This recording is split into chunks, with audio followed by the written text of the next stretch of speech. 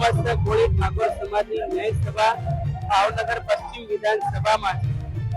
મને એમ લાગે છે કે 3000 વર્ષથી ધાર્મિક જગત હોય કે સામાજિક જગત હોય કે રાજકીય જગત એમાં આ સમાજને ખૂબ અન્યાય થયો છે, એટલા માટે ન્યાય સભાનું આયોજન થયું।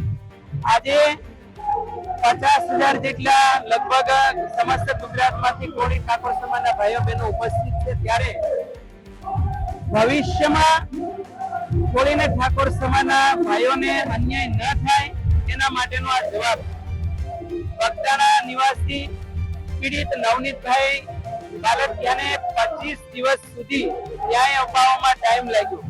કોળી સમાજને રોડે જોડાયો, સમાજના મિનિસ્ટરો ધારાસભ્યો ગાંધીનગર સુધી ધક્કા ખાધા અને 25 દિવસ પછી ન્યાય મળ્યો। એ ખૂબ સારી વાત છે, નેતાઓ માટે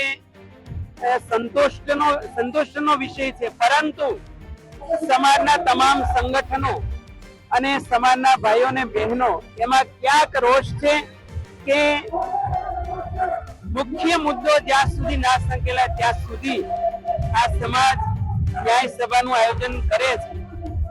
અને 25 દિવસ શા માટે લાગ્યા એની પાછળ કોનો હાથ હતો એ મીડિયાના તમામ મિત્રોને સમસ્ત ગુજરાતમાં કોળી ઠાકોર સમાજના ભાઈઓને ખ્યાલ જ છે। અને આ વિધાનસભામાં ભાવનગરની પશ્ચિમની વિધાનસભામાં લગભગ 85,000 નું વોટિંગ એકલા કોળી સમાજનું છે। કોઈ પણ પાર્ટીમાંથી કોળી સમાજનો ઉમેદવાર ઉભો રહે તો પણ આ વિધાનસભામાંથી કોળી સમાજનો ધારાસભ્ય બને એટલી તાકાત ધરાવે છે।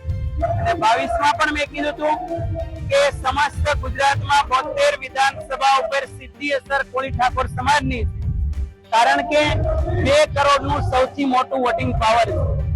અને આ સમાજના ભવિષ્યમાં સીએમ પેદા થવા જોઈએ, કારણ કે સરકારમાં અને ધાર્મિક જગતમાં સૌથી મોટું યોગદાન ગુજરાતમાં કોળી ઠાકોર સમાજનું છે।